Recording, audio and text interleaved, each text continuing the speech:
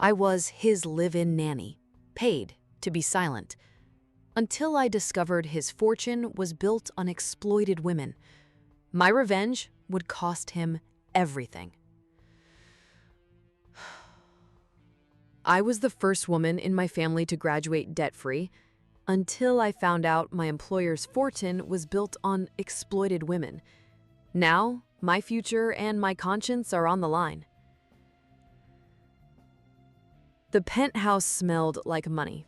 Not the stale, desperate kind I grew up with, overcooked lentils and dollar store detergent, but the crisp, arrogant scent of leather, espresso, and imported orchids.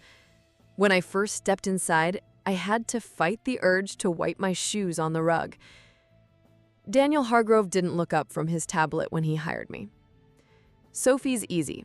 School from 8 to 3, piano on Tuesdays, Mandarin tutor on Fridays. You'll have evenings free. Just keep her happy. I should have known it was too good to be true. 6 figures to nanny one kid, a luxury suite in Manhattan's tallest tower.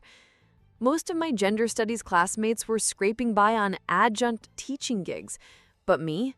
I was living like the women we wrote papers about, the ones who pretended not to see the blood on their silk blouses. But I told myself it was temporary. 2 years, max. Just long enough to pay off my loans and finish my master's. Then I'd get a real job.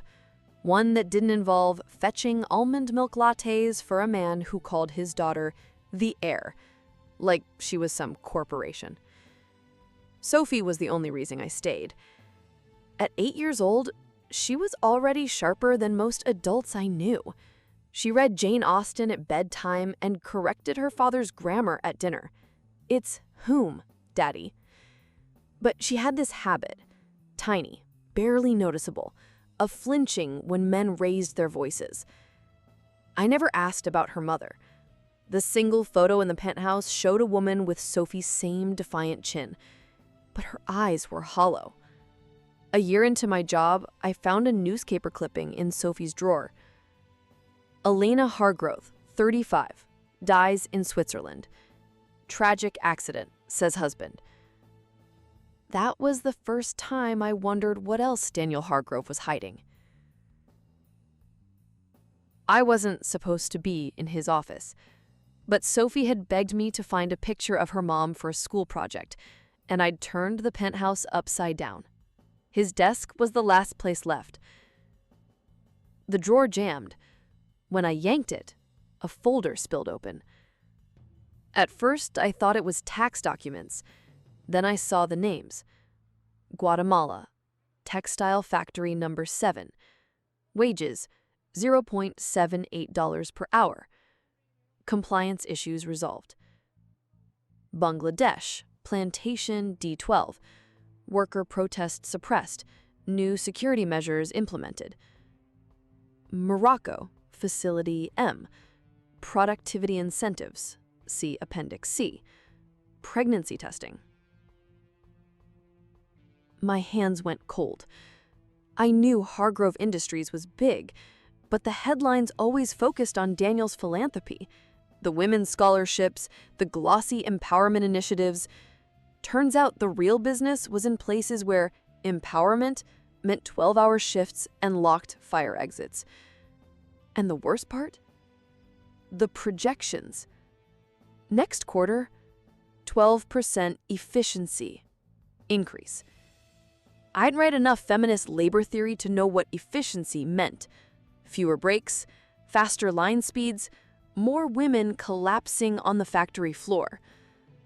My phone was out before I could think. Click, click, click. Every page, every lie. I could have walked away. That's what part of me wanted. Delete the photos, finish my contract, and vanish with my savings. But then I pictured the women in those files.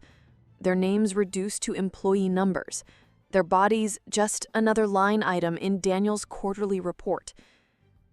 I thought about Sophie, too. The way she'd whispered to me last week, "Natalie, do you think Daddy loves me?" And I knew. This wasn't just about exposing a corrupt CEO.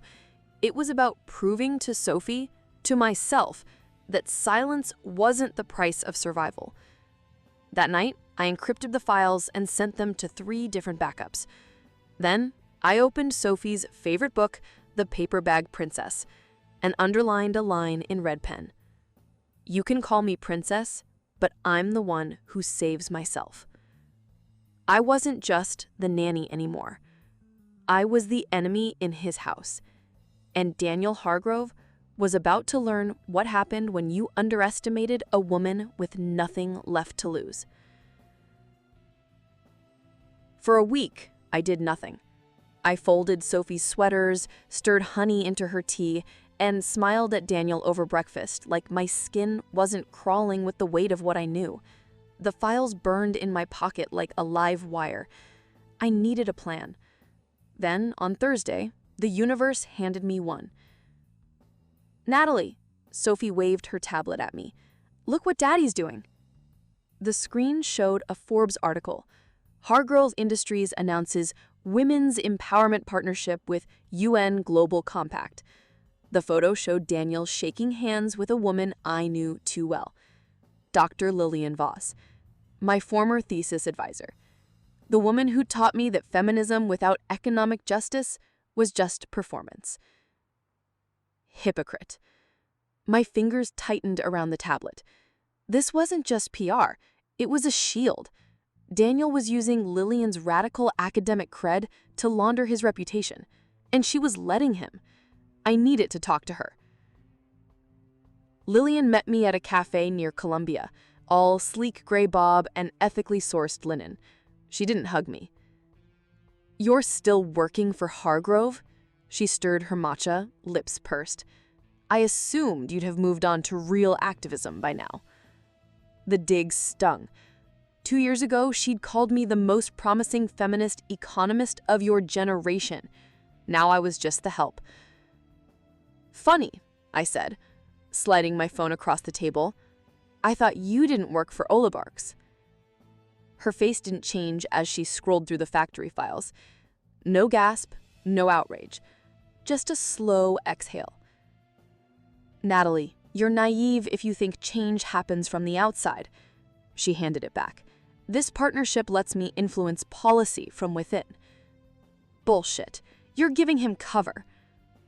"And what's your plan?" She smiled a slice of cake. "Leak these to The Guardian? Get deported when he sues you for theft?" I froze. She knew. Of course she knew. My student visa was tied to my job. No job, no status. "He'll destroy you," she said softly. "Walk away." The betrayal tasted like bile. This woman had marched at Selma, written "Feminism or Extinction," and now she was Daniel's attack dog. I stood so fast, my chair screeched. "Enjoy your blood money, doctor." Her parting shot followed me out. "You used to be strategic." Sophie was waiting up when I got home. "You're sad," she announced, patting by the couch. "Tell me." Most kids her age cared about Roblox or unicorns. Sophie analyzed people like a tiny, terrifying psychologist. I forced to smile. "Just work stuff." "Liar." She shoved a crumpled flyer at me. "Hargrove Industries shareholder meeting, June 12th. Daddy's flying to Geneva tomorrow. You should hack his laptop." I choked. "What?" "Duh. You're obsessed with justice. I watch you read The Nation when you think I'm asleep." My pulse spiked. This kid was 10. "Sophie, you can't just—" "His password is Alina at 1985. She grinned. "Mom's name and the year he fired his first union." The room tilted. "How do you know that?" "I pay attention." She tucked the flyer into my pocket. "Unlike some people." I waited until 3 a.m. Daniel's laptop glowed in the dark, his suitcase already packed for Geneva. The password worked.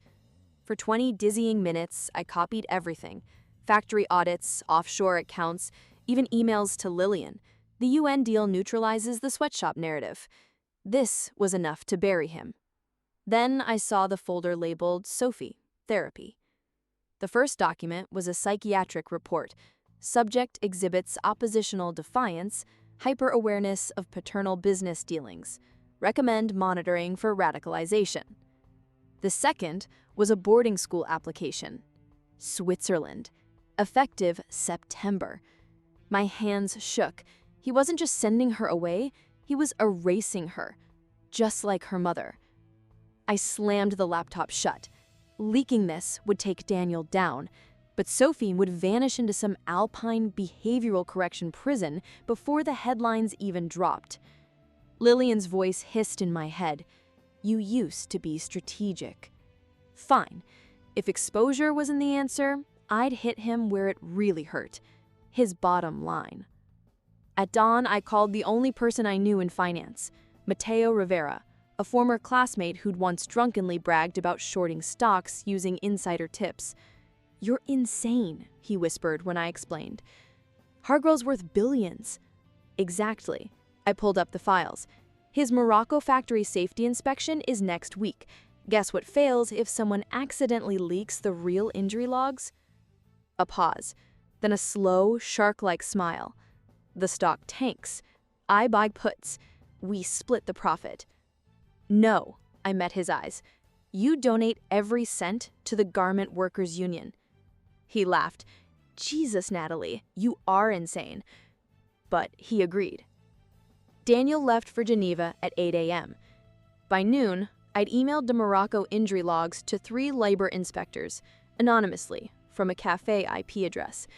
By 3 p.m., Sophie was teaching me how to track Hargrove stock on her iPad. It's working, she whispered, as the numbers dipped. But at 4:32 p.m., my phone buzzed. Unknown number. Stop now, or Sophie's school moves up to tomorrow. My blood iced over. He knew.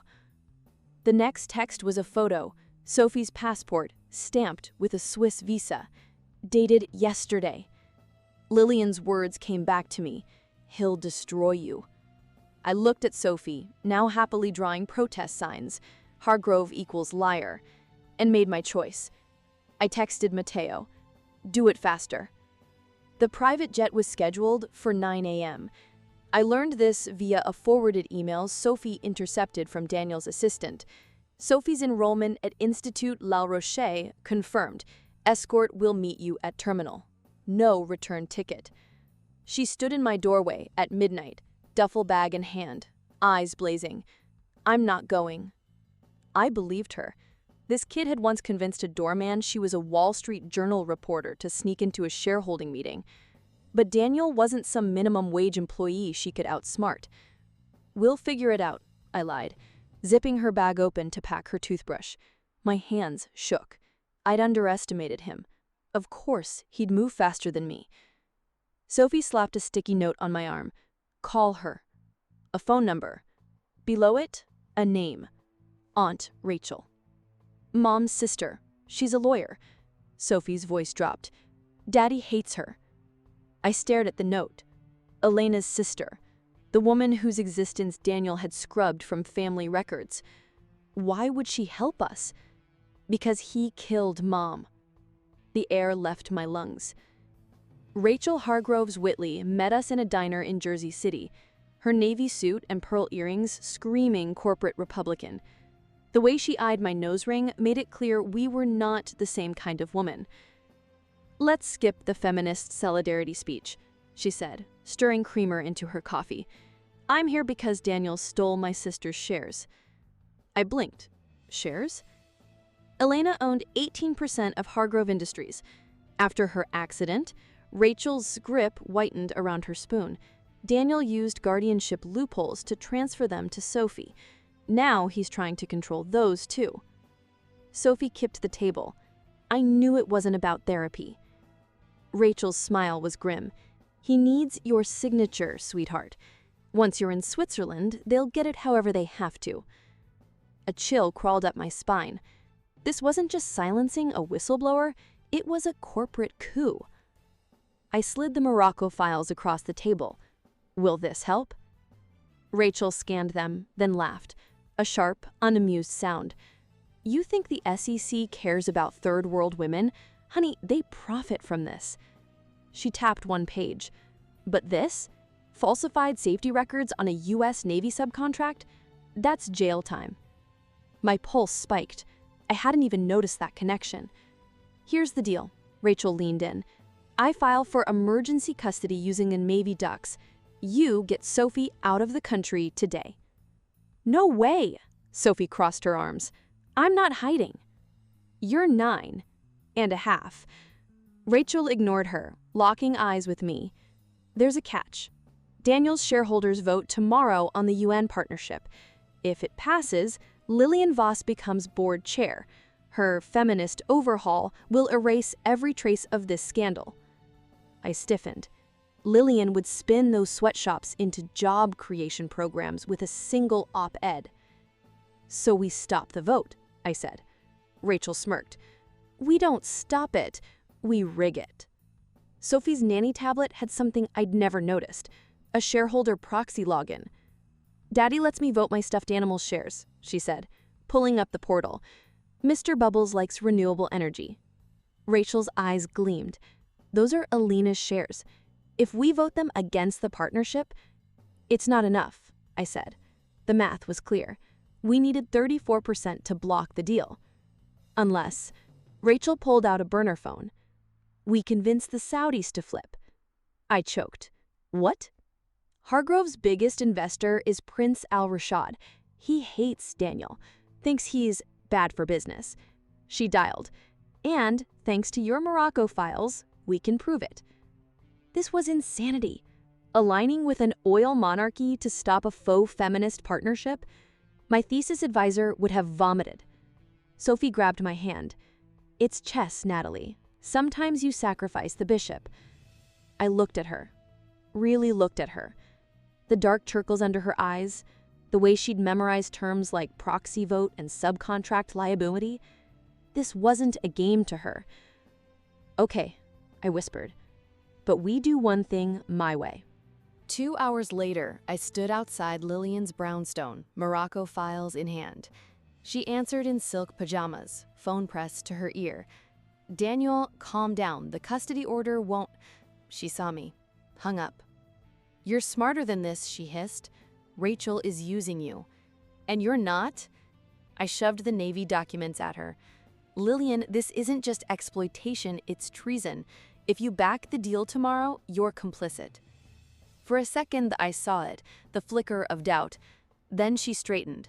The UN partnership funds childcare for those workers. Your moral purity won't feed their kids. Bullshit. You just want a board seat.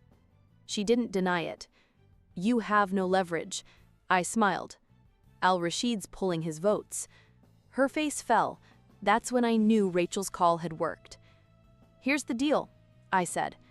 You resign tonight. No op-eds, no feminist exit interviews. Or I leak this. I held up a screenshot of her emails with Daniel. The Morocco deaths are regrettable, but the cost-benefit favors silence. Lillian paled. You'd destroy my life's work. You already did. The door slammed in my face. Sophie was gone when I got back. Just a note on her bed.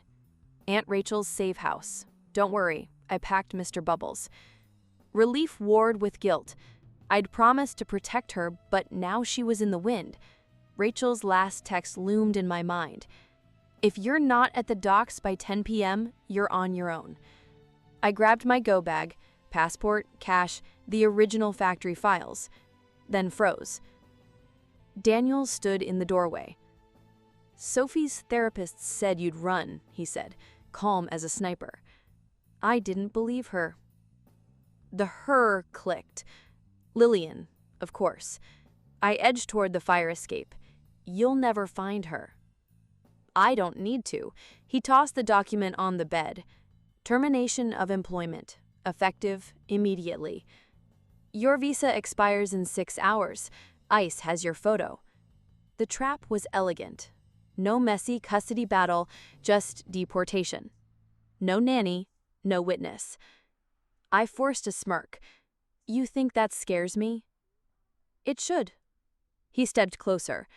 Because if you're not on a plane by dawn, I'll sue Rachel for kidnapping.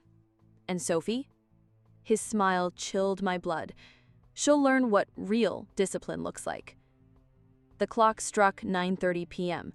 I had 30 minutes to choose: flee and abandon Sophie to his wrath, or stay and become another regrettable cost in his files. Then my phone buzzed. Unknown number. Dock 17. Hurry. I jumped out the window. Dock 17 smelled like diesel and dead fish. I sprinted past rusted shipping containers, my duffel bag slamming against my hip. The burner phone buzzed again. Look for the blue light. There, a flickering neon strip above a decrepit fishing boat. The Mariana. Rachel stood on deck, arms crossed. "You're late." "Daniel knows," I gasped. "He's calling ICE." "Already handled." She jerked her chin toward the cabin. "Sophie's inside. We leave in 5. I didn't move. Something about her posture, too rigid, too prepared, set off alarms. "Where are we going?" "Canada. Then Zurich." Zurich, where Hargrove Industries kept its most secret accounts, where Elena had died. "You lied." I stepped back. "This isn't about custody. You're after the money." Rachel's smile was ice. "And you're finally paying attention." Sophie sat cross-legged on a bunk below deck. Mr. Bubbles, the stuffed bear, clutched in her lap. She didn't look surprised to see me. "Aunt Rachel says we're going to be rich," she announced. Rachel tossed a file on the table. "Elena's shares are worth $700 million, but only if we control them before the board vote." I flipped it open. Bank statements, a Swiss trust agreement, and an autopsy report. My stomach lurched. The photo of Elena's body, wrists slashed, submerged in a bathtub. The word suicide stamped across the top. "Bullshit." Rachel's voice cracked. "My sister was terrified of water. She showered with the curtain open." Sophie's grip tightened on Mr. Bubbles. "Daddy lied." The pieces snapped together. Rachel didn't just want the shares, she wanted revenge, and she'd used Sophie and me as pawns. I stood. "Turn this boat around." "Too late." Rachel nodded toward the porthole. The Manhattan skyline was already shrinking. "Unless you want to swim back to ICE." Sophie's small hand slipped into mine. "It's okay," she whispered. "I have a plan." 3 hours into the voyage, Sophie accidentally dropped Mr. Bubbles into the engine room. "I'll get him," she wailed, darting away before Rachel could stop her. I followed and found her crouched behind the diesel tanks, typing furiously on a satellite phone. "Sophie." "Shh." She showed me the screen. A live feed of the Hargrove Industries boardroom. I planted spyware on Daddy's laptop. "The vote's starting now." The feed showed Daniel at the head of the table, Lillian beside him. His smile was smug as the secretary announced, "All in favor of the UN partnership." Then the doors burst open. 2 FBI agents strode in, flanked by a Navy officer. "Daniel Hargrove, you're under arrest for defrauding the United States Department of Defense." The room erupted. Lillian lunged for the documents they waved, the falsified safety records, but the agent yanked them back. "You'll want a lawyer, Dr. Vos. Conspiracy carries 20 years. Sophie grinned. "Checkmate." I stared at her. "How?" "I emailed the Navy files to The Intercept last night," she shrugged. "Aunt Rachel wasn't the only one with a plan." The boat lurched. Rachel's heels clattered above us. "Sophie!" "Where are you?" Sophie shoved the phone at me. "Hide this." Then louder, "Coming, Auntie." I pocketed the device just as Rachel descended. Her face was flushed. "Change of plans. We're docking in Montauk." "Why?" I asked. "Because someone," she glared at Sophie, "just made us the most wanted people in America." Montauk was a ghost town in the off-season. Rachel rented a car using a fake ID, her hands shaking. "They'll freeze Elena's shares now. We need cash." Sophie kicked my ankle. When I glanced down, she mouthed, "Don't trust her." I didn't, but with Daniel arrested and Lillian facing charges, Rachel was all that stood between us and foster care, or worse.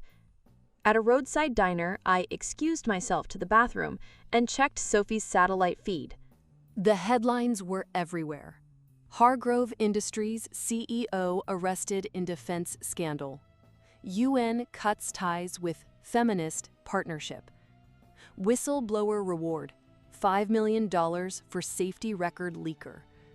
My face wasn't on the news yet, but it would be. I texted Mateo from the burner, "Can you access the whistleblower fund?" His reply was instant. "Only if you are alive to claim it. They're tracking Rachel's car." The bathroom door flew open. "Rachel, we're leaving." She gripped my arm. "Now."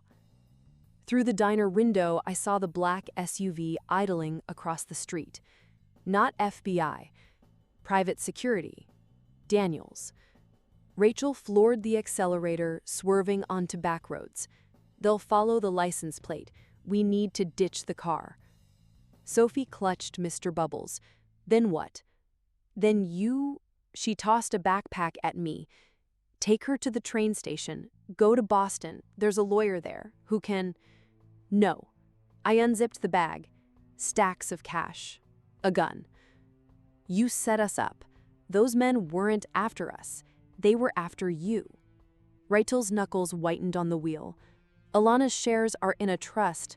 Only I can access them now." Sophie went very still. "You knew Daddy would send people." A beat, then Rachel laughed, harsh, humorless. "You really are your mother's daughter." The SUV rammed us from behind. Glass shattered, tires screeched. The last thing I heard before the world flipped was Sophie screaming. Then black. I woke up choking on blood. The car was upside down in a ditch. Windshield shattered, rain slapped my face. Rachel's body hung limp in the driver's seat, neck bent at a sickening angle. Sophie was gone. I crawled out, ribs screaming, and found her pink sneaker 10 feet away, dropped, not torn off. She'd run, or been taken. The SUV idled nearby, doors open, empty. Then a voice from the trees, "Natalie!" Sophie crouched behind an oak. Mr. Bubbles clutched to her chest. I lunged for her just as headlights cut through the fog. Not the SUV, a silver sedan.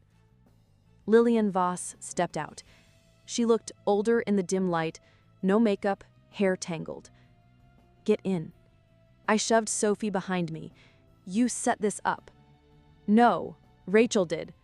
Lillian tossed a folder at my feet. Bank records. She was skimming from Elena's trust for years. Daniel was having her followed. Sophie made a tiny, wounded noise. Lillian softened. "Sophie, your dad's in custody. The FBI will protect you now."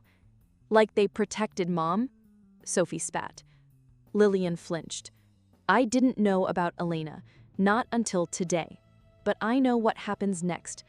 Daniel's lawyers will pin everything on Rachel. The sweatshops? Her pet project. The Navy fraud? Her contacts. And you?" She met my eyes. "You're the illegal nanny who kidnapped his daughter." The truth was a knife to the gut. Without Rachel, we had no proof, no leverage. Sophie tugged my sleeve. "What do we do?" Lillian answered for me. "You come with me.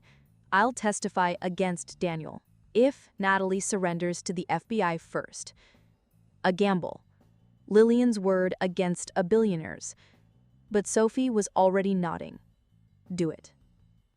The FBI agent read my rights in a fluorescent-lit room. "You're being charged with visa fraud and conspiracy to kidnap." I said nothing. They'd taken Sophie 3 hours ago, quote, "protective custody," while Lillian negotiated with prosecutors. My only hope was that she'd keep her promise. Then the door opened. Not Lillian. Mateo. He slid a phone across the table. Live footage. Lillian at a press conference, Sophie at her side. Appalled by Hargrove Industries' crimes, Lillian declared, gripping the podium like a weapon. As interim CEO, I'm releasing all factory records and donating my salary to the Garment Workers United Fund. The crowd erupted. Sophie smiled. Mateo muted it. They dropped your charges. Lillian's testimony nailed Daniel and got Sophie's custody transferred to her maternal aunt in Toronto. I exhaled. And me? He has hairs in 48 hours. There's an offer. The whistleblower reward, $5 million, is yours if you sign an NDA. Silence in exchange for blood money. I thought of Sophie, of the women in those factories. No. Mateo grinned. Figured you'd say that. He handed me an envelope. Plane tickets. Sophie left you something. Inside was a sticky note. Mr. Bubbles voted your shares to unlock the fund. Use it. P.S. I kept $20 for ice cream. 1 year later, the Hargrove Family Fund opened its doors in Dhaka, Bangladesh, a free vocational school for garment workers. Lillian kept her word. The factories unionized. Daniel got 15 years. Sophie sends me postcards from Toronto. Aunt Rachel's boring, but her GF makes great pancakes. And me? I'm sitting in a sunlit office in Oslo, drafting a lawsuit against another billionaire, when my phone buzzes. Sophie, Daddy's appealing his case. Want to leak more files? I laugh. And text back, only if Mr. Bubbles approves. Attached is a photo from the school's first graduating class. 50 women, fists raised, holding diplomas that read, Alana Hargrove Memorial Scholarship. Not all victories are clean, but they're ours.